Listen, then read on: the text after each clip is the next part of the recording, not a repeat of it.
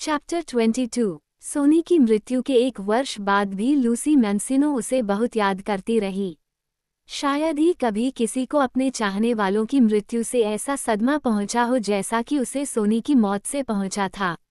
Lucy के सपने किसी स्कूल में पढ़ने वाली लड़की के अपरिपक्व मस्तिष्क के सपने नहीं थे। न ही उसकी चाह किसी पतिव्रता पत्नी की चाह जैसी थी। वह कोई अपना जीवन साथी खो बैठने के कारण दुखी नहीं थी और न ही सोनी की याद उसके अभिनय व्यक्तित्व के कारण सताती थी। भावुकता से ओतप्रोत उपहार या बचकाना व्यक्ति पूजा या सोनी की मुस्कुराहट या कोई मजाकिया या शरारती बात कहने पर उसकी आंखों में पैदा होने वाली विनोदपूर्ण चमक वे कारण नहीं थे जिनके कारण वह सोनों को याद करके उनके दुख में डूब जाती थी।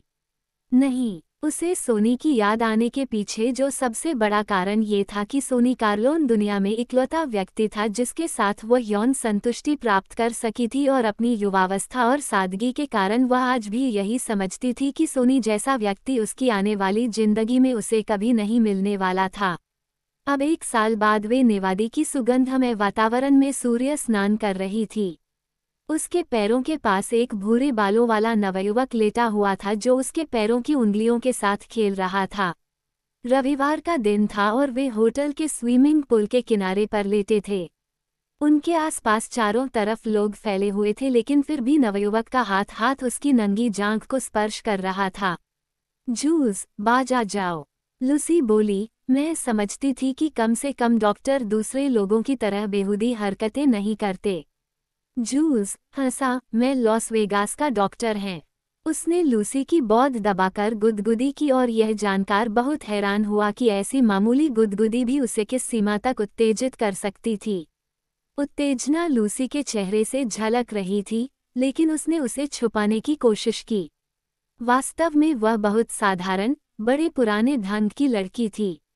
तो फिर वह उसे राजी करने में सफल क्यों नहीं हो रहा था? ये बात वह समझना चाहता था, लेकिन उसका यह उत्तर उसे किसी भी रूप में स्वीकार नहीं था कि प्यार में हारी हुई बाजी की जगह कोई जीत नहीं ले सकती थी। उसके हाथ के नीचे एक जीवित मानव शरीर था, और एक जीवित मानव को आवश्यकता होती है दूसरे जीवित मानव शरीर की। डॉक्टर जूल्स सिमल ने निर्णय किया कि आज रात अपने अपार्टमेंट में उसे जीतने की कोशिश करेगा। वह चाहता था कि लूसी बिना किसी छल कपट के उसके अधिकार में आ जाए, लेकिन अगर वह किसी छल कपट से अधिकार में आने वाली थी तो वह इसके लिए भी तैयार था।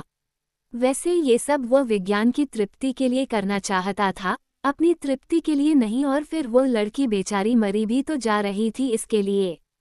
जूल्स, बाज आ जाओ, प्लीज बाज आ जाओ, लूसी बोली। उसकी आवाज कांप रही थी। ओह के हनी, जूल्स बोला। उसने अपना सिर उसकी गोद में रख दिया और उसकी कोमल गुदगुदी जांघों को तकिए की तरह इस्तेमाल करते हुए वो कुछ देर आंखें बंद करने की कोशिश करने लगा।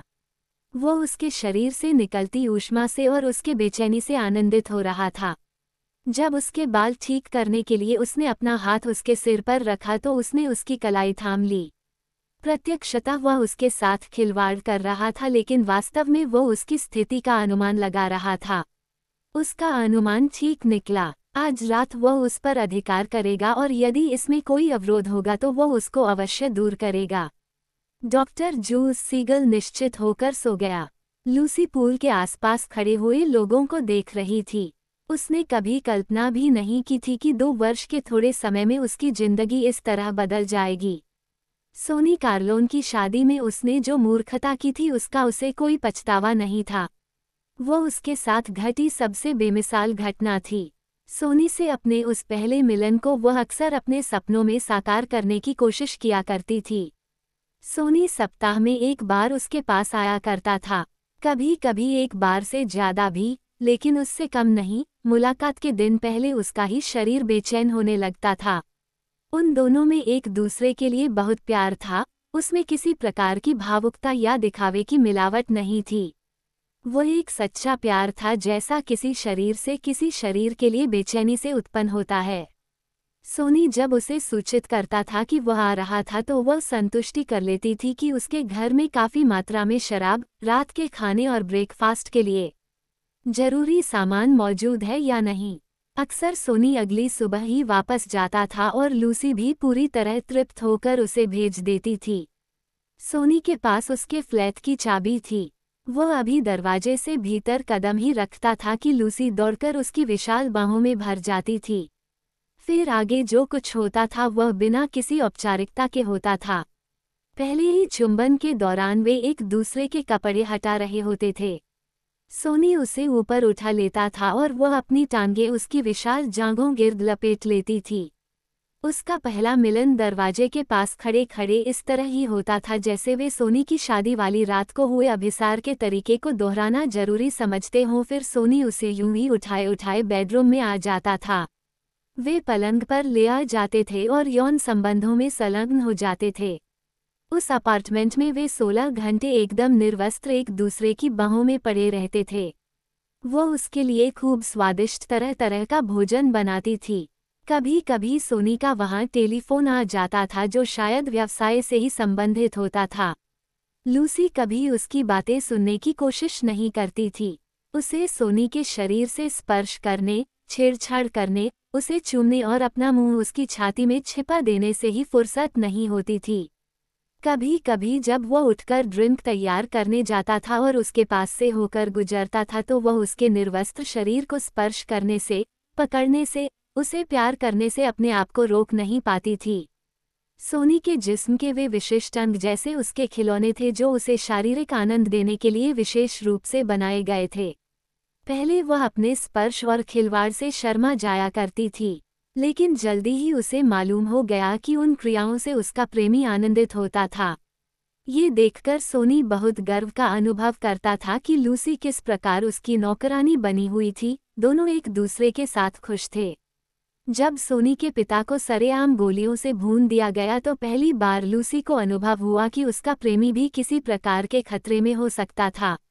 अपने अकेले अपार्टमेंट में उसने आंसू नहीं बहाए बल्कि खूब जोर जोर से रोई थी। जब सोनी लगभग 3 सप्ताह तक उसे मिलने नहीं आया तो उसने अपनी उत्तेजना दूर करने के लिए शराब और नींद की गोलियों का सहारा लिया। वह विरह की जो पीड़ा अनुभव कर रही थी वह शारीरिक होती थी। उसका अंग अंग दुखने लगता था। अंत में जब सोनी आया तो एक क्षण के लिए भी वह सोनी के शरीर से अलग नहीं हुई। उसके बाद जब तक वह मर नहीं गया वह सप्ताह में एक बार अवश्य आता रहा। सोनी की मृत्यु का समाचार उसने अखबार में पढ़ा था और उसी रात को उसने ढेर सारी नींद की गोलियां खा ली थीं। लेकिन पता नहीं क्या हुआ कि उन गोलियों ने उसकी जान लेने के स्थान पर उसे इतना ज्यादा बीमार कर दिया कि वह लड़खड़ाती हुई अपने अपार्टमेंट से बाहर निकली और लिफ्ट के दरवाजे के सामने जाकर गिर गई। बाद में उसी जगह से उसे अस्पताल पहुंचा दिया गया था। सोनी से उसके संबंधों का किसी को पता नहीं था, इसलिए उसकी उस हालत की छोटी सी खबर छोटे मोटे अखबारों में ही छप पाई। जब वह अस्पताल में पड़ी थी तो टॉम हेमन उससे मिलने और उसे सांत्वना देने वहां पहुंचा था। फिर टॉम हेगन ने ही लॉस वेगास में उस होटल में उसके लिए नौकरी का प्रबंध किया था जिसे सोनी का भाई फ्रैंडी चलाता था। टॉम हेगन ने ही उसे बताया था कि सोनी ने उसके लिए एक ऐसा प्रबंध किया था जिसके अंतर्गत उसे एक निश्चित घन प्रति वर्ष कार्लोन परिवार से हमेशा मिलने वाला था। उसने लूसी से पूछा कि क्या वह गर्भवती थी क्योंकि उसकी निगाह में लूसी की आत्महत्या करने की कोशिश के पीछे यही एक कारण हो सकता था। लूसी ने उसे बताया कि वह गर्भवती नहीं थी। हेगन ने यह भी पूछा कि जिस दिन सोनी की मृत्यु हुई थी क्या वह उस रात लूसी के पास आने वाला था या उसने लूसी को कहा था कि वह आएगा। लूसी ने सिर हिलाकर इनकार कर दिया। नहीं, सोनी ने उसे कोई फोन नहीं किया था। उसने बताया कि अपना काम समाप्त हो जाने के बाद वह हर रात सोनी की प्रतीक्षा करती थी, चाहे वह आए या ना आए। और उसने हेगन को ये बात भी बताई थी, वही दुनिया का एक ऐसा व्यक्ति था जिसे मैं प्यार करती थी। मैं किसी और से प्यार कर ही नहीं सकती। हेगन उसकी बात सुनकर मुस्कुराया ही नहीं बल्कि हैरान भी हुआ। क्या यह इतनी ही ज्यादा अविश्वसनीय बात है? वह बोली, क्या सोनी ही वह व्यक्ति नहीं था जो बचपन में तुम्हें अपने घर लेकर आया था? वह आज का सोनी नहीं था जो मुझे अपने घर लेकर आया था। हेगन बोला, बड़ा होकर वह दूसरी तरह का व्यक्ति बन गया था, मेरे लिए नहीं। लूसी बोली, वह बदला था तो औरों के लिए, मेरे लिए नहीं। तब वो बहुत कमजोर थी, इसलिए बता नहीं सकती थी कि सोनी ने हमेशा उसके साथ प्यार भरे ढंग से व्यवहार किया था। वो कभी उस पर क्रोधित नहीं हुआ था, कभी चिड़चिड़ाया तक नहीं था। हीगन ने उसके लॉस वेगास जाने का सारा प्रबंध कर दिया। वहाँ एक किराए का फ्लैट उसके लिए पहले ही लिया जा चुका था। वो खुद उसे एयरपोर्ट पर छोड़ने आया और उसके जाने से पहले हीगन ने उससे वादा किया कि यदि फिर कभी उसने अकेलापन अनुभव किया था, उसे कभी जिंदगी में गहरी निराशा हुई, तो ये फिर से नींद की गोलियां नहीं खा लेगी, बल्कि तुरंत उसको सूचित करेगा।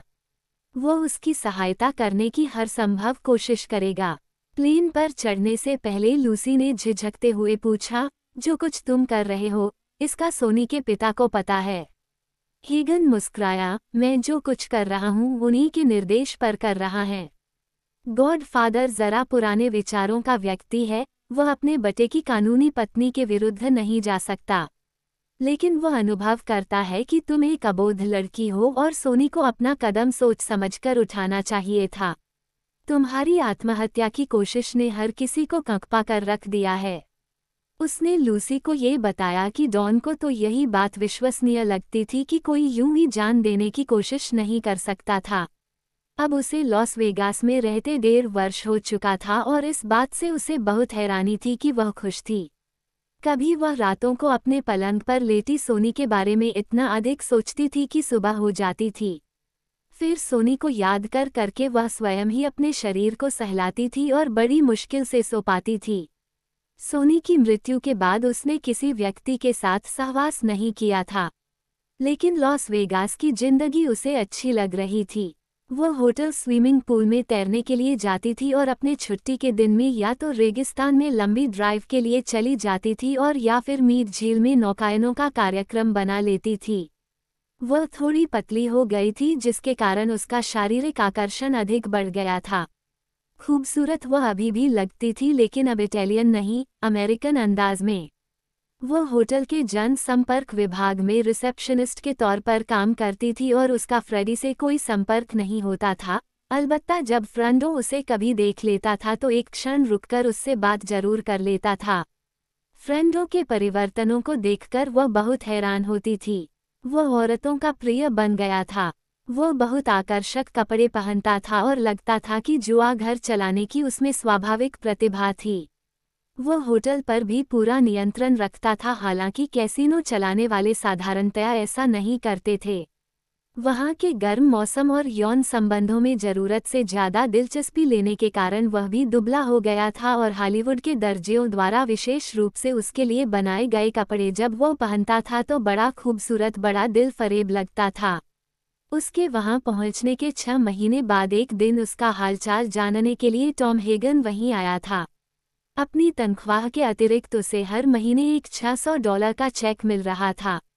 हेगन ने उसे समझाया कि वह धन उसे कहाँ से मिलता है, इसका कोई उचित उत्तर उसके पास होना चाहिए था, इसलिए उसने लूसी को कहा था कि वो उसे अपना वकील मुकर्रर कर ले ताकि उस धन का किसी उचित खाते के साथ संबंध जोड़ सके।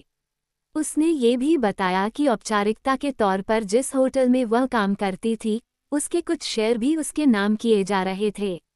नेवादा के कानूनों के अनुसार उन सभी औपचारिकताओं को पूरा करना उसके लिए आवश्यक था, लेकिन उनकी वजह से उसे कोई असुविधा या तो कतई नहीं होगी और यदि होगी तो कम से कम अभी तक उनकी इच्छा के बिना इन बातों का उसने किसी से भी वर्णन नहीं करना था। उसकी हर तरह की कानूनी सुरक्षा होगी और उसके धन की सुरक्षा की गारंटी होगी। अगर किसी सरकारी विभाग के किसी अधिकारी द्वारा उससे कोई पूछताछ होती है तो उसने सिर्फ अपने वकील को आगे कर देना था और फिर उसकी उत्तरदायित्व दिमागी परेशानी समाप्त। लूसी मान गई। उसकी समझ में आ गया था कि क्या हो रहा था, लेकिन उसको इस बात से कोई एतराज नहीं था कि उसे किस प्रकार इस्तेमाल किया जाता था। इतना तो न्यायोचित भी था। लेकिन जब हेगन ने कहा कि वह होटल में अपनी आंखें खुली रखा करे और फ्रेडी और उसके बॉस पर, जो कि होटल में अधिकतम शेयरों का मालिक होने के कारण उसका संचालक था, पर निगाह रखा करे, तो लूसी बोल पड़ी, ओह टॉम, कहीं तुम ये तो नहीं चाहते कि मैं फ्रेंडो पर जासूसी किया करूं? हेगन धीरे से मुस्कुराया, फ्रेंडो का पिता उसकी बहुत चिंता करता है। वह मो ग्रीन की तेज रफ्तार संगत में है। हम केवल इतना आश्वासन चाहते हैं कि वो किसी झंझट में न फंस जाए। उसने उसे यह समझाने की कोशिश नहीं कि डॉन ने उसे होटल की बिल्डिंग में केवल अपने लड़के के लिए स्वर्ग बनाने के लिए ही पैसा नहीं लगाया था, बल्कि वह तो लॉस वेगास में और सक्रिय होने के लिए वहां पर अपने पांव मजबूत करना चाहता था। उस वार्तालाप के कुछ समय बाद ही डॉक्टर जूस सीगल होटल का डॉक्टर नियुक्त हुआ था। वो एक बहुत दुबला पतला बहुत खूबसूरत आदमी था और कम से कम लूसी को एक डॉक्टर के लिहाज से बहुत कम उम्र लगा। एक बार उसकी कलाई के पास एक फोड़ा निकल आया था तो वह उसके पास गई थी। वो कई दिन उस फोड़े की चिंता करती रही थी और फिर एक सुबह होटल में बने उसके ऑफिस में पहुंच गई थी। कोरस लाइन में 2 शो गर्ल्स वेटिंग रूम में बैठी थी और आपस में गप्पे लड़ा रही थी।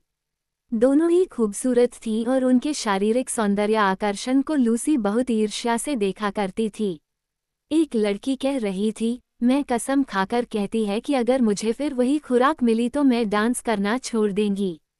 जब डॉक्टर जूस ने अपने ऑफिस का दरवाजा खोलकर उन दोनों लड़कियों में से एक को भीतर आने का संकेत किया तो लूसी की इच्छा हुई कि वह वहां से उठकर बाहर चली जाए। यदि वह अपने फोड़े को बहुत गंभीरता से न लेती तो शायद वह चली भी गई होती। डॉक्टर सीगल एक पैंट और खुले गले की कमीज पहने था। अपने सींग के फ्रेम के चश्मे में वह बड़ा गंभीर लग रहा था, लेकिन वास्तव में उसके व्यवहार में कोई औपचारिकता दिखाई नहीं दे रही थी।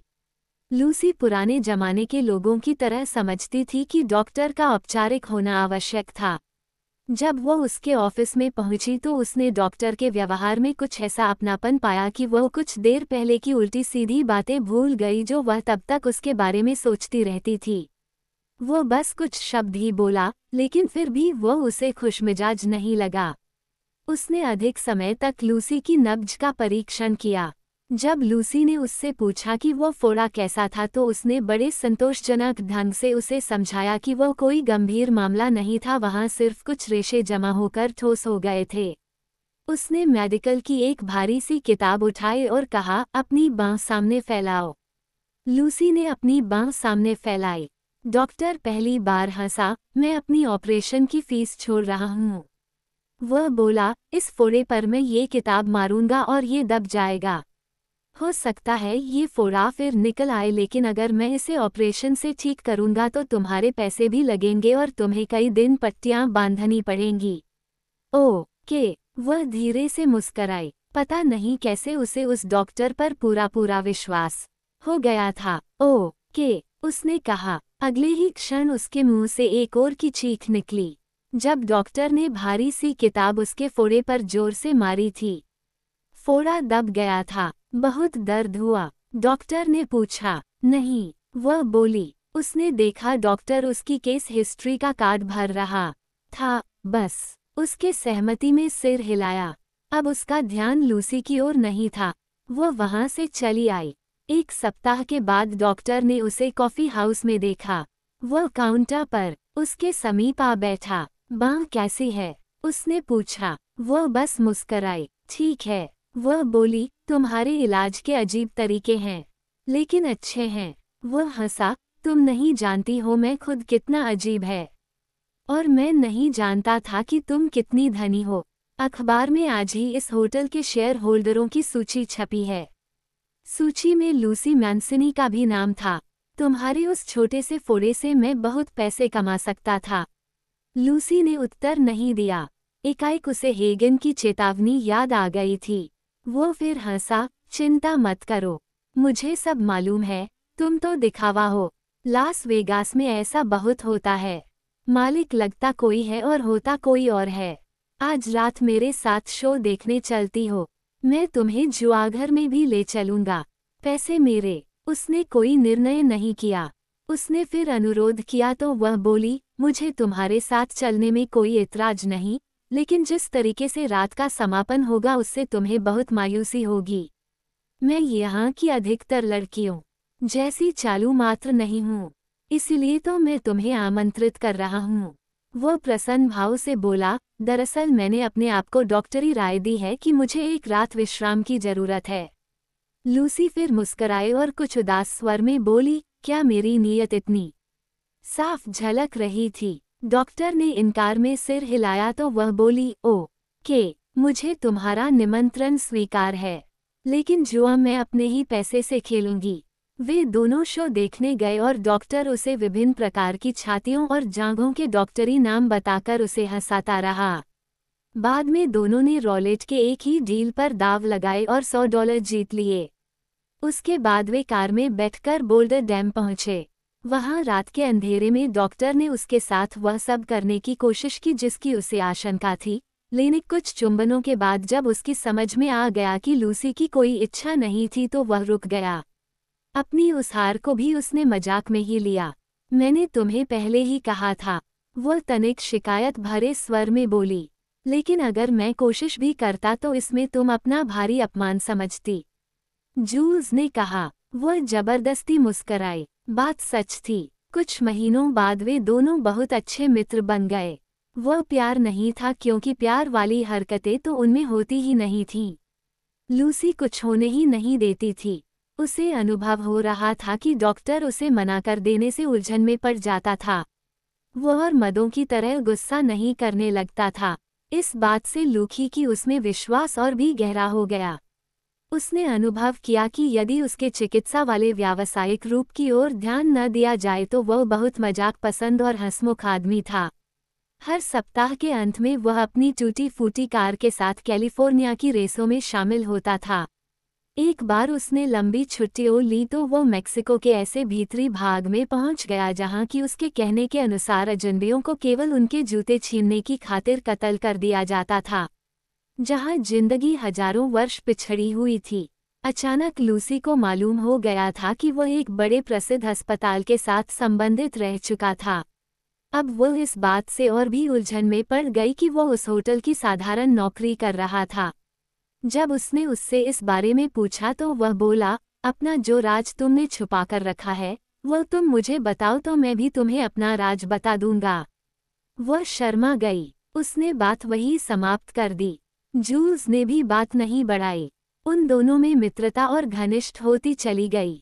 उस समय जूल्स का सिर अपनी गोद में रखे बैठी वह अनुभव कर रही थी कि उसका मन जूल्स के लिए अत्यंत कोमल भावनाओं से भरा हुआ था। उसकी जांचें तड़प रही थीं और वह अनजाने में ही बड़े मादक ढंग से अपनी उंगलियां जूल्स की गर्दन पर स्पर्श कर रही थी। वह सोया हुआ लग रहा था और शायद उसे नहीं मालूम था कि वह केवल उसके स्पर्श से उत्तेजित हुई जा रही थी। एकाएक जूल्स ने उसकी गोद में से अपना सिर उठाया और उठ खड़ा हुआ था। उसने लूसी का हाथ पकड़ा और उसे घास पर चलाता हुआ सीमेंट के फर्श पर पहुंच गया।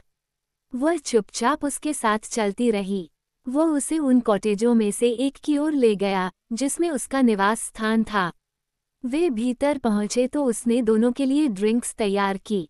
वह तेज धूप और अपने कामुक विचारों के कारण पहले निढाल हो रही थी, ऊपर से उस जाम ने उसका सिर घुमाकर रख दिया। फिर जूल्स ने उसे अपनी बाहों में कस लिया। उनके शरीर जो कि लगभग नग्न थे एक दूसरे के साथ चिपक गए। लूसी बुदबुदा रही थी, नहीं, ऐसा नहीं करो, लेकिन उसके स्वर में विरोध बिल्कुल नहीं था। जूल्स ने जल्दी से ही उसका ब्रा उसके शरीर से अलग कर दी ताकि वो उसके विशाल वक्षस्थलों को स्पर्श कर सके और उन पर चुंबन अंकित कर सके। फिर उसने लूसी को अंडरवियर भी अलग कर दिया। इस बीच वह लगातार उसके गोल पेट को, उसकी जौधों के बीच के भाग को चूमता रहा। फिर उसने अपना स्विमिंग कॉस्ट्यूम भी उतार दिया। दोनों के निर्वस्त्र शरीर एक दूसरे की बाहों में बंध गए। फिर दोनों पलंग पर जा लेटे। लूसी ने अनुभव किया कि जूल्स उसके भीतर प्रवेश कर रहा है और लूसी को अपने आनंद की चरम सीमा तक पहुंचा देने के लिए हल्का सा स्पर्श भी काफी था, लेकिन अगले ही क्षण वह जूल्स के शरीर की सिहरन से ही समझ गई कि उसे बहुत आश्चर्य हो रहा है। उसे वही शर्म तब अनुभव हुई जो उसे सोनी से मुलाकात होने से पहले हुआ करती थी, लेकिन जूल्स उसके शरीर को पलंग पर तिरछा कर रहा था और उसके पांवों को किसी विशिष्ट मुद्रा में देने की कोशिश कर रहा था। लूसी ने अपना शरीर पूरी तरह से उसे सौंप दिया था। इस बार लूसी को भी अनुभव हुआ था कि क्या हो रहा है और उसे ये भी अनुभव हुआ कि जूल्स को भी वैसा ही अनुभव हो रहा था और वह अपने आनंद की चरम सीमा तक पहुंच रहा था। जब वह उसके शरीर पर से अलग हुआ तो लूसी पलंग के एक कोने में सिकुड़ कर रोने लगी। शायद उसे अपने आप से शर्म आ रही थी, लेकिन ये देखकर उसे सदमा पहुंचा। बड़ी हैरानी हुई कि जूल्स हंस रहा था। वह कह रहा था, बेचारी बेवकूफ़ लड़की। तो ये बात थी जिसके कारण इतने महीनों से तुम मुझे इनकार करती आ रही थी। पागल, वह बोला। उसने उसे ऐसे मैत्री और अनुरागपूर्ण ढंग से पागल कहा था कि वह उसकी तरफ घूमकर देखने लगी। जूल्स ने उसके निर्वस्त्र शरीर को अपने साथ लगा लिया और बोला, तुम बहुत दकियानूसी लड़की हो। लेकिन उसकी आवाज में फटकार नहीं, मीठे आश्वासन का भाव था।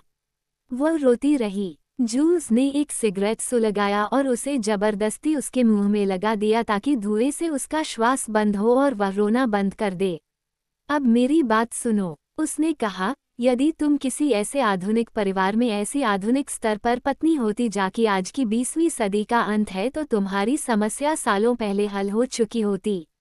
सुनो, मैं तुम्हें बताता है कि तुम्हारी समस्या क्या है। तुम्हारी शारीरिक विकृति तुम्हें बदसूरत नहीं बनाती।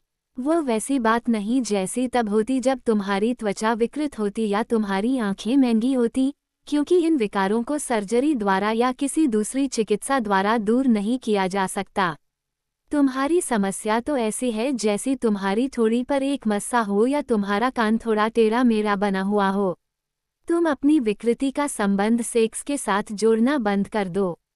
यह विचार बिल्कुल अपने दिल से निकाल दो कि तुम्हारा यौनांग विस्तृत है जिसे कोई मर्द पसंद नहीं कर सकता क्योंकि इसके कारण उसको वास्तविक आनंद प्राप्त नहीं होगा। तुम्हारे कथित शारीरिक विकार को डॉक्टरी भाषा में पेल्जिक मेल्फॉर्मेशन कहते हैं। साधारणतया यह विकृति बच्चा पैदा होने के बाद होती है, लेकिन ये हड्डियों की त्रुटिपूर्ण बनावट के कारण भी हो सकती है।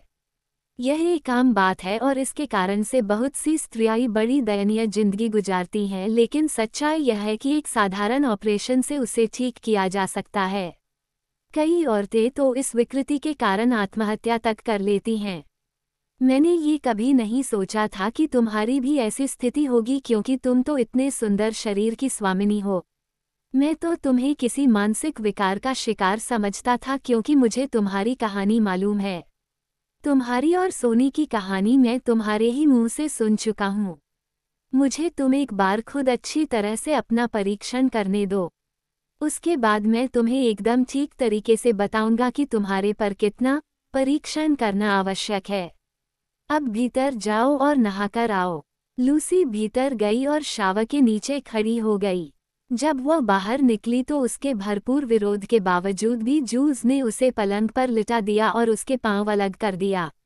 उसका डॉक्टरी बैग उसके पास खुला पड़ा था।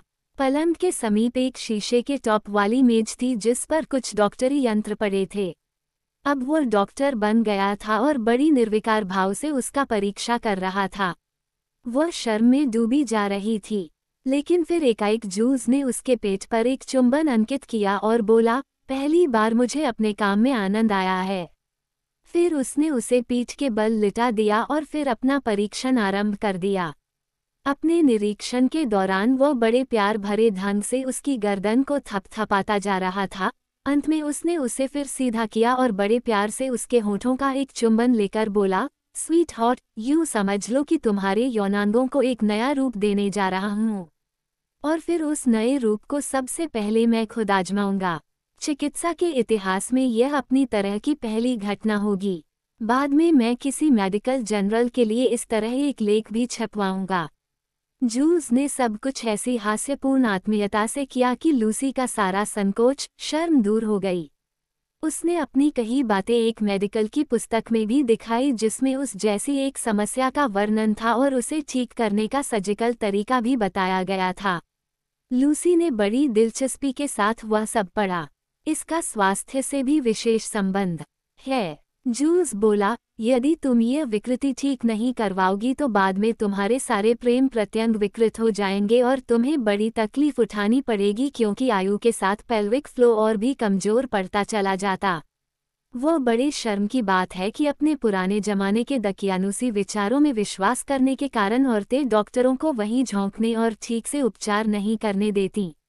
अब बस करो, भगवान के लिए इस बारे में अब और मत बोलो, लूसो ने कहा। जूल्स अनुभव कर रहा था कि अपना राज खुल जाने के कारण वह अभी संकोच में पड़ी हुई थी।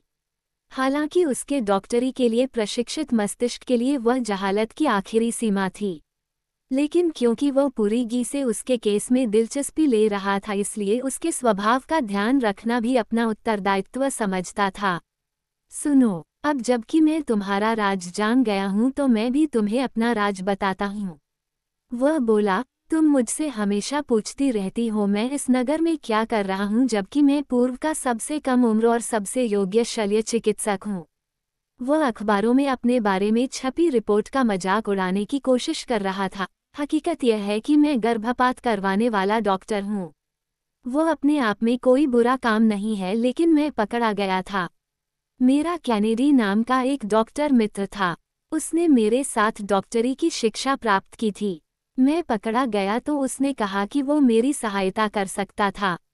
सुना है टॉम ने उसे कहा था कि कार्लोन परिवार उसका एहसानमंद था और उसे उनकी कभी भी कैसी भी सहायता प्राप्त हो सकती थी। उसने हेगन से बात की। फिर मेरे विरुद्ध जो मामला था वह समाप्त हो गया और मैं बरी हो गया। कानून ने तो मुझे छोड़ दिया, लेकिन मेडिकल एसोसिएशन ने मेरा नाम अपनी ब्लैक लिस्ट पर लिख लिया। फिर कार्लोन परिवार ने ही मुझे यहाँ ये नौकरी दिलवाई। मैं यहाँ अच्छे पैसा कमा लेता हूँ। यहाँ की शो गर्ल्स आए दिन गर्भवती होती रहती हैं और अगर वे फौरन मेरे पास आ जाती हैं तो उनका गर्भपात करना मेरे लिए दुनिया का सबसे सरल काम होता है। मुझे तो उनके यौनांगों को जरा सा क्रेद भर देना होता है, बिल्कुल वैसे ही आप फ्राइंग पैन को रगड़कर साफ कर देते हैं। फ्रेंडो, कार्लोन तो असली आफत है। मेरे यहाँ आने के बाद से ही वह कम से कम 15 लड़कियां खराब कर चुका है। मैं बड़ी गंभीरता से सोच रहा हूँ कि मैं उसे किसी दिन सेक्स के बारे में कोई सबक हूँ, क्योंकि खुद वह भी तो मुसीबत में फंसा है। मैं 3 बार उसका सिफिलिस जैसे रोगों के लिए चिकित्सा कर चुका हूँ। एक नंबर का एयास है कमबख्त। जूल्स चुप हो गया। हालांकि उसकी आदत नहीं थी, लेकिन वह जानबूझकर यूं खुली खुली बातें कर रहा था ताकि लूसी को पता हो पाता कि और लोगों के भी, ऐसे लोगों के जिन्हें वह जानती थी और जिनसे वह डरती भी थी, कई शर्मनाक राज थे। तुम अपनी विकृति को मैं समझो कि तुम्हारा यौनांग एक इलास्टिक का टुकड़ा है जिसकी लचक खत्म हो गई है। जूल्स बोला, उसको कसा जा सकता है, उसे छोटा करके उसकी लचक बढ़ाई जा सकती है। मैं सोचूंगी इस बार में, लूसी बोली, लेकिन मन ही मन कह तभी जानती थी कि वो ऑपरेशन से ऐतराज नहीं करने वाली थी। उसे जूल्स पर पूरा विश्वास था। फिर उसको एक और बात सूझी, पैसे कितने लगेंगे? जूल्स सकपकाया, ऐसी सर्जरी के यहाँ तो साधन है नहीं, और फिर इस काम में मैं एक्सपर्ट भी नहीं, लेकिन लॉस एंजल्स में मेरा एक दोस्त है जो इस काम में विशेषज्ञ भी है और उसके पास बेहतरीन अस्पताल के ऐसे साधन हैं। सच पूछो तो सारी फिल्म अभिनेत्रियों के यौनांग वही कसता है जब उन अभिनेत्रियों को यह मालूम होता है कि प्लास्टिक सर्जरी से उनके चेहरे और छातियों की मरम्मत करा लेने भर से ही वे मर्द का पूरा प्यार हासिल कर सकती थी, तो फिर वे भागी भागी मेरे उस मित्र की ही शरण में आती हैं। मैंने कभी उस पर बहुत एहसान किए थे, इसलिए वो मुझसे फीस नहीं लेगा। मैं भी उसकी गर्भपात के केस करता हूँ। देखो, अगर मुझे व्यवसाय की चिंता न हो तो मैं अभी तुम्हें कई ऐसे बहुत बड़ी हीरोइनों के नाम बता सकता हूँ जिन्होंने मेरे मित्र से ऑपरेशन करवाए हैं। वो उत्सुक हो उठी। नहीं नहीं, बताओ मुझे। उसने कहा, बताओ न, एक शर्त पर बताऊंगा। पहले हाँ कहो कि तुम मेरे साथ डिनर लोगी और आज की रात मेरे साथ गुजारोगी। जूल्स बोला, तुम्हारी बेवकूफ़ी के कारण जो समय हम बिना आनंद उठाए नष्ट कर चुके हैं, मुझे उसकी भी परत करनी है। लूसी के हृदय में जूल्स के लिए प्यार का समुद्र उमड़ने लगा। वह भावुक स्वर में बोली, मेरे साथ सोना तुम्हारे लिए जरूरी नहीं। तुम्हें पता है कि जैसी मैं इस समय हूँ उसमें तुम्हें कोई आनंद नहीं आएगा। जूल्स जोर से हंसा, पागल, एकदम पागल। क्या तुमने सहवास के उस तरीके के बारे में कभी नहीं सुना जो सबसे ज्यादा शिष्ट है और सबसे ज्यादा पुराना है? क्या तुम सचमुच इतनी भोली हो? ओह वह, उसने कहा। हाँ वह। जूल्स उसके स्वर की नकल करता हुआ बोला, अच्छी लड़कियां वैसे काम नहीं करती। मदनी मर्द वैसे काम नहीं करते। 1948 में भी नहीं। वैसे माय डियर, मैं तुम्हें यही लास वेगास में एक ऐसी वृद्धा के घर ले जा सकता हूँ जो सन 1880 में सबसे अच्छा वेश्यालय माना जाता था। वो वहाँ की सबसे कम आयु की मदाम थी। उसे पुराने समय की बातें याद करने में बड़ा मजा आता है। जानती हो उसने मुझे क्या बताया था? वह कहती थी कि उस जमाने में जो सबसे बड़े बहादुर, सबसे ज्यादा जवामर्द माने जाते थे, वे उसके वेश्यालय की लड़कियों से वही करने की मांग करते थे जिसे तुमने अभी वह कहकर याद किया है। क्या अपने प्यारे सोनी के साथ वह करने का ख्याल तुम्हें कभी नहीं आया था? पहली बार जूल्स को लगा कि लूसी ने उसे सही रूप में हैरान किया था। उसके होठों पर मोनालिसा से भी ज्यादा रहस्यपूर्ण मुस्कुराहट उभरी और वह धीरे से बोली, सोनी के साथ तो मैं सब कुछ करती थी। वो पहला अवसर था जब ऐसी कोई बात उसने किसी के सामने स्वीकार की थी। 2 सप्ताह बाद जूल्स सीगल लॉस एंजल्स अस्पताल के ऑपरेशन रूम में खड़ा अपने मित्र डॉक्टर फ्रेडरिक केल्नर को अपना विशेष ऑपरेशन करते देख रहा था। जूल्स आगे को झुका और बुदबुदाया, मैंने इसे बताया है कि तुम मेरी विशेष गर्लफ्रेंड हो, इसलिए तुम्हारे यौनांग की दीवारें तो ये बहुत ही ज्यादा मजबूती से कसने वाला है। लेकिन उसको दी गई बेहोशी की दवा का उस पर पहले ही असर होने लगा था, इसलिए वह न हंसी और न मुस्कराई। लेकिन उसकी उस बात ने उसे भयभीत कर रही ऑपरेशन की घबराहट अवश्य कुछ कम कर दी। डॉक्टर केल्नर ने बड़ी निपुणता से ऑपरेशन करना शुरू किया। जूल्स बड़े ध्यान से डॉक्टर का नश्तर चलता देख रहा था। उसने लूसी के सारे एक्सरे देखे थे और टेस्ट रिपोर्ट पढ़ी थी, इसलिए वह जानता था कि लूसी का केस उलझा हुआ नहीं था। कहीं कोई गड़बड़ होने की संभावना नहीं थी, लेकिन स्वयं एक डॉक्टर होने के कारण वह ये भी जानता था कि कहीं कोई गड़बड़ हो जाने की संभावना हमेशा ही रहती थी। अंत में ऑपरेशन समाप्त हुआ। लूसी को ऑपरेशन रूम से निकालकर रिकवरी रूम में भेजा गया। जूल्स ने डॉक्टर केल्नर से बात की। डॉक्टर केल्नर खुश था। यही इस बात का पर्याप्त प्रमाण था कि ऑपरेशन सफल रहा था। कोई परेशानी सामने नहीं आई। बरखुरदार, वह बोला, बड़ा मामूली केस था ये। अब लड़की किसी भी मौज मस्ती के लिए फर्स्ट क्लास हालत में पहुंच चुकी है। मुझे तुमसे ईर्ष्या होती है, बरखुरदार। फिलहाल तुम्हें थोड़े समय प्रतीक्षा करनी पड़ेगी, लेकिन मैं गारंटी देता हूँ कि मेरा काम तुम्हें बहुत पसंद आएगा। तुम तो बड़े जादूगर डॉक्टर हो। जूल्स हंसा। डॉक्टर केल्नर भी हंसा। ये बच्चों का खेल है, तुम्हारे गर्भपात के केसों की तरह ही। अगर हमारा समाज जरा यथार्थवादी हो तो तुम जैसे गुणवान लोग कोई दूसरा महत्वपूर्ण काम करें और ये काम बच्चों के लिए छोड़ दें।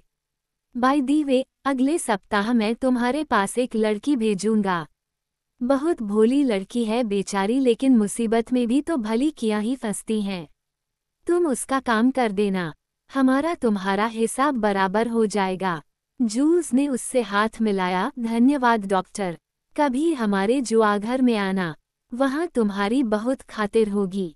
केल्नर मुस्कुराया, मैं तो प्रतिदिन ही जुआ खेलता हूँ, मुझे तुम्हारी रोलेट व्हील की आवश्यकता नहीं। मैं यही किस्मत के साथ बड़े बड़े दांव लगाता हूँ जो वहाँ तुम्हारी प्रतिभा नष्ट हो रही है। देख लेना और 2 वर्षों में गंभीर सर्जरी को तुम भूल ही जाओगे। जूल्स जानता था ये बात उसे तिरस्कार के लिए नहीं, चेतावनी के लिए कही गई थी। लेकिन फिर भी उसका दिल कांप गया। लूसी क्योंकि 12 घंटे से पहले रिकवरी रूप से बाहर नहीं आने वाली थी, इसलिए वह नगर में गया और नशे में डूब गया। वो बहुत खुश था कि लूसी का ऑपरेशन सफल रहा था। अगली सुबह जब जूल्स लूसी से मिलने अस्पताल में गया तो वह ये देखकर बहुत हैरान हुआ कि उसके पलंग के गिर्द 2 मी मौजूद थे और सारे कमरे में हर तरफ फूल ही फूल दिखाई दे रहे थे। लूसी तकिए के सहारे लेटी हुई थी, उसका चेहरा चमक रहा था। जूल्स इसलिए हैरान हुआ क्योंकि वह जानता था कि लूसी अपने परिवार के साथ सारे संबंध तोड़ चुकी थी। उसने जूल्स को विशेष रूप से कहा था कि अगर कोई गड़बड़ हो जाए तो उसके परिवार को उसके ऑपरेशन की कोई सूचना न भिजवाई जाए। अलबत्ता फ्रेंडो कार्लोन को मालूम था कि लूसी किसी ऑपरेशन के लिए अस्पताल में दाखिल थी।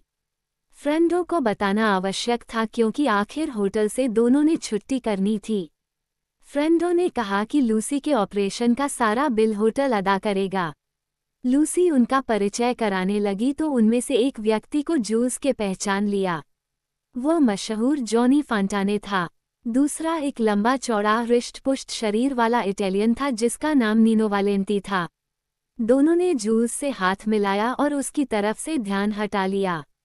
वे लूसी से हंसी मजाक कर रहे थे और अपने न्यूयॉर्क के पुराने पड़ोस की और वहां के रहने वालों की ऐसी बातें कर रहे थे जिनमें शामिल होने का जूल्स के पास कोई तरीका नहीं था। इसलिए वह लूसी से बोला, मैं बाद में फिर आऊंगा, अभी मैंने डॉक्टर केल्नर से भी मिलना है। लेकिन जॉनी फांटाने उसे अपने आकर्षण में बांधने की कोशिश कर रहा था। नहीं मित्र, हमने जाना है, तुम लूसी के पास ठहरो, इसका खूब ध्यान रखना डॉक्टर। जूल्स ने उसकी आवाज में एक खास तरह की भर्राहट नोट की। एकाएक उसे ध्यान आया कि जॉनी फांटाने कोई 1 वर्ष से पब्लिक में नहीं गया था और यह भी कि उसे अपनी एक्टिंग के लिए मी अवार्ड मिल चुका था। क्या ये हो सकता था कि जिंदगी के उस मोड़ पर आकर उस व्यक्ति की आवाज बदल गई थी और हर कोई इसे राज रख रहा था? जूल्स को ऐसी अफवाहों का बड़ा शौक था, इसलिए वह जॉनी की मुश्किल को हल करने के लिए बहुत ध्यान से उसकी आवाज सुनता रहा। संभव था कि गले पर ज्यादा जोर डालने के कारण या ज्यादा शराब या सिगरेट पीने के कारण ऐसा हो। उसकी आवाज में वह अंतर ज्यादा स्त्रीगमन से भी आ सकता था। उस समय उसकी आवाज में ऐसी भद्दी भर्राहट थी कि उसे किसी गायक की मीठी आवाज तो कभी नहीं कहा सकता था। तुम्हारी आवाज से यूं लगता है कि जैसे तुम्हें जुकाम हो, जूल्स जॉनी फांटाने से बोला। फांटाने सभ्य स्वर में बोला, मेरा गला थका हुआ है, कल रात मैंने गाने की कोशिश की थी, मेरी आयु भी तो बढ़ रही है, लगता है कि मैं ये सच्चाई स्वीकार नहीं कर पा रहा हूँ कि मेरी आवाज बदल रही है। उसके चेहरे पर एक लापरवाही भरी हंसी आई। जूल्स सहज भाव बोला, अपना गला कभी किसी डॉक्टर को नहीं दिखाया, तुम्हारे गले का यह विकार संभव है ठीक हो सकता हो। अब जॉनी फांटाने आकर्षक नहीं लग रहा था। उसने जूल्स पर एक गहरी सर्च निगाह डाली। 2 वर्ष पहले ये पहला काम था जो मैंने किया था। मैं सर्वश्रेष्ठ विशेषज्ञों के पास गया था। स्वयं मेरा अपना डॉक्टर भी कैलोनिया कैलिफोर्निया का सबसे योग्य डॉक्टर माना जाता है। सबने यही कहा कि मेरे गले को आराम की जरूरत थी। गले में विकृति नहीं थी, केवल बढ़ती आयु के कारण ऐसा था। आयु के साथ साथ आदमी की आवाज बदलती है। उसके बाद फांटाने ने उसे नजरअंदाज कर दिया। वह लूसी की तरफ देखने लगा। वह उसे इस तरह फुसलाने लगा जैसे वह सभी औरतों को फुसलाता था। जूल्स उसकी आवाज सुनता रहा। अवश्य उसकी स्वर नलिकाओं पर कुछ शोथ हो गया था, लेकिन वो विशेषज्ञों को दिखाई क्यों नहीं दिया था? क्या वह शोथ बहुत ज्यादा बढ़ चुका था और उसका ऑपरेशन नहीं हो सकता था? उसने फांटाने को बीच में टोककर पूछा, अपना गला किसी विशेषज्ञ को दिखाई कितना समय हो गया है तुम्हें? प्रत्यक्ष रूप से फांटाने झुंझला गया, लेकिन लूसी की खातिर वह अपनी झुंझलाहट पर नियंत्रण किए रहा। कोई 1.5 वर्ष। वह बोला, तुम्हारा अपना डॉक्टर कभी कभार इसका परीक्षण करता रहता है? जूल्स ने पूछा। हाँ हाँ, जॉनी फॉन्टने चिढ़कर बोला, वह मेरा गला अक्सर चेक करता है और इसमें दवाई भी लगाता है, कोडीन स्प्रे। उसने मुझे यही कहा था कि मेरी आवाज बूढ़ी हो रही है और ज्यादा शराब और सिगरेट पीने का असर भी उस पर दिखाई देने लगा है, लेकिन शायद तुम उससे अधिक जानते हो। जूल्स ने पूछा, नाम क्या है तुम्हारे डॉक्टर का? फांटाने बड़े अभिमान भरे स्वर में बोला, टकर, डॉक्टर जेम्स टकर। क्या विचार है तुम्हारा उसके बारे में? जूल्स ने वह नाम सुना हुआ था। वह धनी फिल्मी सितारों का डॉक्टर था और किसी बहुत महंगे हेल्थ फार्म से भी उसका संबंध था। रहता बहुत बन ठनकर है ये डॉक्टर। जूल्स हंसता हुआ बोला। अब फांटाने क्रोधित हो उठा, तुम समझते हो तुम उससे अच्छे डॉक्टर हो? जूल्स हंसा, तुम कारमान लोम्बार्डो से अच्छे गायक हो। उसे ये देखकर बहुत आश्चर्य हुआ कि नीनो वालेंती एकाएक ठठाकर हंस पड़ा। जितनी जोर से वह हंसा था, मजाक उतना जोरदार तो नहीं था। फिर जूल्स को उसकी सांसों में शराब की बदबू आई। वह समझ गया कि नीनो वालेंती जो कोई भी वह था, इतनी सुबह शराब के नशे में पूरा नहीं तो आधा धुत अवश्य था। फांटाने अपने मित्र की तरफ घूमा और हंसा, अरे भाई, तुमने उसकी नहीं मेरी बातों पर हंसना है। उस बीच लूसी ने हाथ बढ़ाकर जूल्स का हाथ थाम लिया था। उसने जूल्स को अपने पलंग के पास खींच लिया। ये देखने में अजीब लगता है, लेकिन ये बहुत कुशल सर्जन है। लूसी ने उन्हें बताया, यदि यह कहता है कि यह डॉक्टर टकर से अच्छा डॉक्टर है तो समझ लो ये ठीक कहता है। जॉनी उसकी बात सुनो। नर्स भीतर आई और उनसे बोली कि अब वे लोग वहां से बाहर चले जाएं। ड्यूटी के डॉक्टर ने लूसी का परीक्षण करना था और इसके लिए उसे गोपनीयता की आवश्यकता थी। जूल्स को ये देखकर बड़ा आनंद आया कि जब जॉनी फंटाने और नीनो वालेंटी ने लूसी का चुंबन लेने की कोशिश की तो उसने अपनी गर्दन इस प्रकार फिरा ली कि वे उसके गाल पर ही चुंबन अंकित कर पाए, लेकिन लगता था उन्हें ऐसी ही अपेक्षा थी। लेकिन जूल्स को लूसी ने अपने होठों पर चुंबन लेने दिया।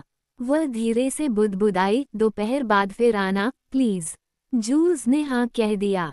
बाहर गलियारे में वालेंटी ने उससे पूछा, काहे का ऑपरेशन हुआ है? कोई गंभीर बात है क्या? जूल्स ने इनकार में सिर हिलाया। यूं ही जरा जनेंद्रियों का ऑपरेशन था, कोई गंभीर बात नहीं थी। सच मानिए मैं आप लोगों से ज्यादा चिंतित हैं। मैं इस लड़की से शादी की आशा कर रहा है। वे दोनों बहुत पूर कर उसे देखने लगे। आप लोगों को मालूम कैसे हुआ कि लूसी अस्पताल में थी?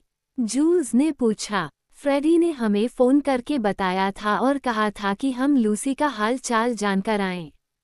फांटा ने बोला, हम सब एक पड़ोस में पले और बड़े हुए हैं। जब फ्रेंडो की बहन की शादी थी तो लूसी वधू की सहेली बनी थी। ओह, जूल्स बोला। उसने उस पर यह स्पष्ट नहीं किया कि वो सारी कहानी जानता था।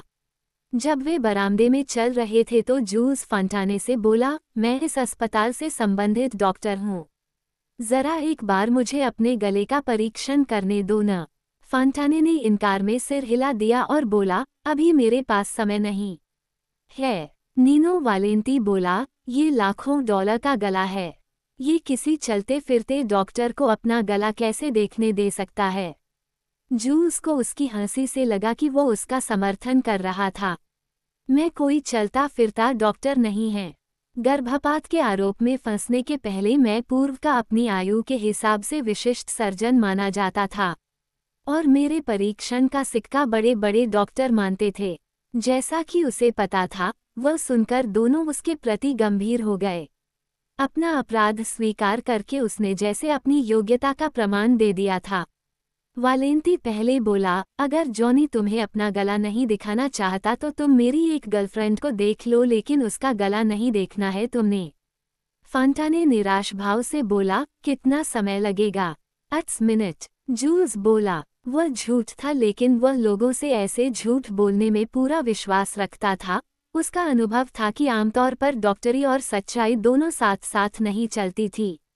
ठीक है फिर, फांटा ने बोला। तब तक भय से उसकी आवाज की घरघराहट और बढ़ गई। जूल्स ने एक परीक्षण कक्ष और एक नर्स का प्रबंध किया। वहां उसकी आवश्यकता का सारा सामान तो उपलब्ध नहीं था, लेकिन फिर भी गुजारे लायक सामान वहां था। 10 मिनट से कम समय में वह जान गया कि फॉन्टने की स्वर नलिकाओं पर फुसियां निकल आई हैं। बड़ा निदान था। आश्चर्य की बात थी कि उस हरामजादे हॉलीवुड के नकली डॉक्टर टकर को ये बात पता नहीं लगी थी। पता नहीं साले के पास डॉक्टरी का लाइसेंस भी था या नहीं, और यदि था तो वह उससे तुरंत वापस ले लेना चाहिए। जूल्स ने अब उन दोनों आदमियों की तरफ ध्यान देना बंद कर दिया। उसने फ़ोन करके अस्पताल के गले के विशेषज्ञ से बोला, तुम चाहो तो चले जाओ। हो सकता है तुम्हें बहुत देर तक इंतजार करनी पड़े। फांटाने ने आशंकित दृष्टि से उसकी ओर देखा। ठहर जा हरामजादे, तुम समझते हो कि तुम मुझे यहाँ रोके रख सकते हो? तुम क्या मेरे गले की ऐसी तैसी करना चाहते हो? उत्तर में जूल्स जैसे मीठे स्वर में उससे बोला। वह उसे स्वयं ऐसे स्वर की आशा नहीं थी। उसने साफ साफ सब कुछ कह डाला, तुम अपनी मनमानी कर सकते हो। वह बोला, तुम्हारे गले में कुछ निकला हुआ है। अगर यहाँ कुछ घंटे और ठहर जाओगे तो हम उसे ठीक से समझ सकते हैं और यह फैसला कर सकते हैं कि वो विकृति ठीक हो सकती है या नहीं। फिर हम ये निर्णय भी ले सकेंगे कि यह विकृति दवाओं से ठीक हो सकता है या ऑपरेशन आवश्यक है। मैं तुम्हें सारी कहानी बता रहा हूँ। मैं तुम्हें अमेरिका के सबसे बड़े विशेषज्ञ का नाम बता सकता हूँ और हवाई जहाज द्वारा उसे यहाँ बुलवा सकता हूँ, या तुम यहाँ से जाकर अपने खर्च और अक्ल की कमी वाले डॉक्टर से चिकित्सा करा सकते हो जो आज तक तुम्हारे गले के बारे में तुम्हें बेवकूफ़ बनाता रहा है। अब अगर वह समझ भी गया कि तुम्हारे गले में क्या विकृति है और तुम उससे ऑपरेशन करवाने को तैयार हो गए हो तो वह अवश्य तुम्हें जान से मार डालेगा। जो डॉक्टर यह नहीं समझ सका कि तुम्हारे गले में विकृति क्या है, वो ऑपरेशन क्या खाक करेगा। या फिर भुगतते रहो, लेकिन यदि तुम मुझ पर विश्वास करोगे तो कुछ घंटों में तस्वीर का सही रूप सामने आ जाएगा। यदि तुम्हें कोई बहुत ज्यादा जरूरी काम है तो तुम्हारी इच्छा। वालेंती बोला, जॉनी, रुक भी जाओ यहाँ। मैं बाहर जाकर स्टूडियो को फोन कर आता हूँ। मैं उन्हें असली बात नहीं बताऊंगा, बस यही कहूंगा कि हम कहीं फंस गए हैं। फिर तुम्हारा साथ देने के लिए मैं यहाँ वापस आ जाऊंगा। समय बहुत लगा लेकिन उस समय का उचित लाभ भी हुआ। जॉनी के एक्सरे और कई और टेस्ट किए गए। उसके गले की विकृति का गले के विशेषज्ञ ने भी वही परीक्षण किया जो जूस ने किया था। आधे रास्ते में जब जॉनी का मुंह आयोडीन में डूबी रूडम से भरा हुआ था तो वो उल्टी करने लगा और उसने वहां से भाग जाना चाहा। लेकिन नीनो वालेंती ने उसे कंधों से पकड़ लिया और जबरदस्ती फिर से कुर्सी पर धकेल दिया। जब वह सिलसिला समाप्त हुआ तो जूस हंसता हुआ बोला, फुंसियां। फाल्टा ने उसकी बात न समझा। जूस फिर बोला, जैसा कि मैंने पहले भी कहा था, गले के भीतर कुछ फुंसियों हैं जिन्हें बड़ी सरलता से अलग किया जा सकता है।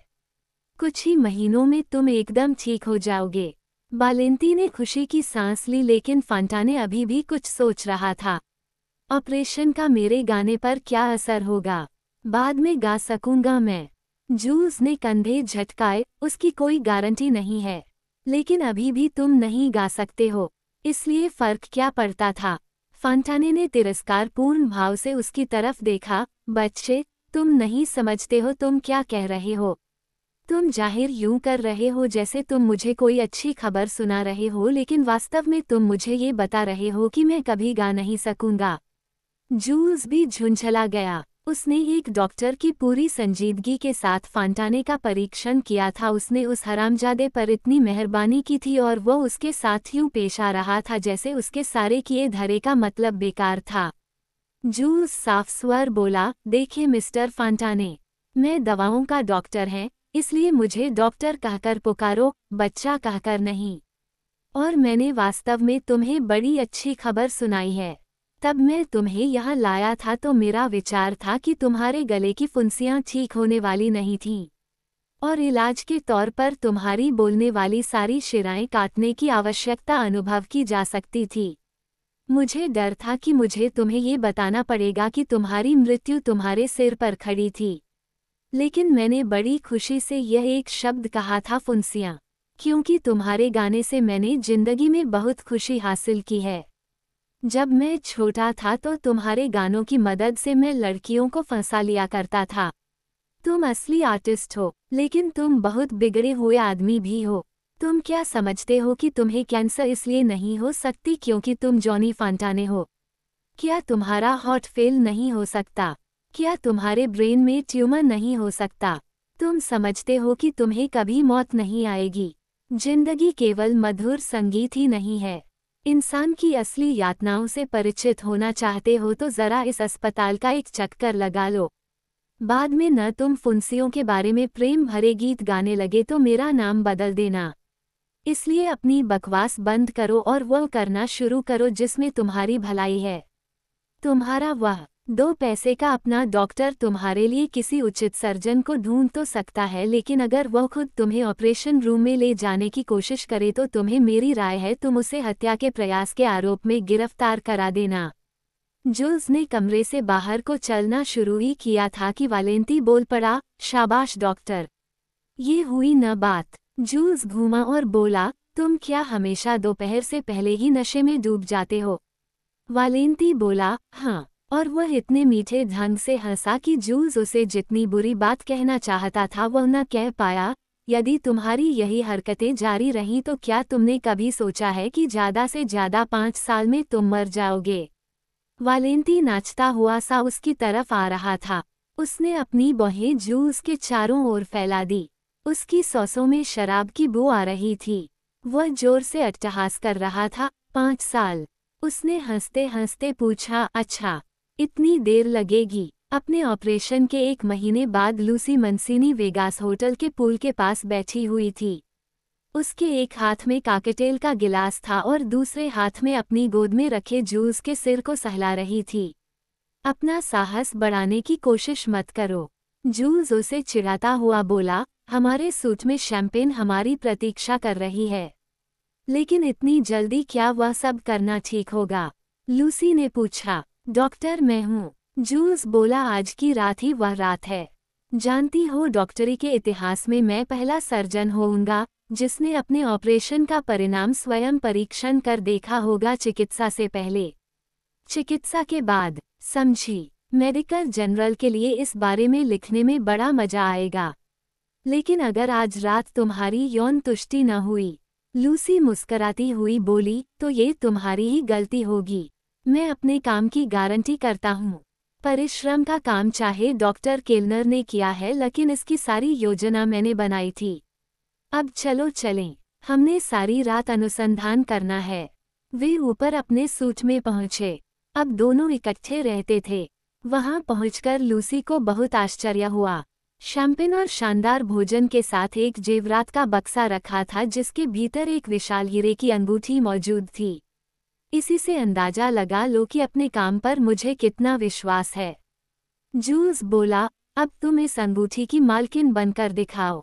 जूल्स उसके साथ बड़ी नजाकत से पेश आया। पहले तो वह बड़ी भयभीत हुई। उसके हाथ लगाने भर से उसका अंग तड़प जाता था, लेकिन फिर भी वह आश्वस्त हो गई और फिर उसके शरीर में वासना का वह समुद्र मचलने लगा जिसका अनुभव उसे पहले कभी नहीं हुआ था। प्रथम मिलन की समाप्ति के बाद जूल्स फुसफुसाया, अच्छा काम किया है न मैंने? वह भी फुसफुसाई, ओ हाँ। दोनों ने एक साथ अट्टहास किया और फिर वे दोबारा एक दूसरे में खो जाने की कोशिश करने लगे।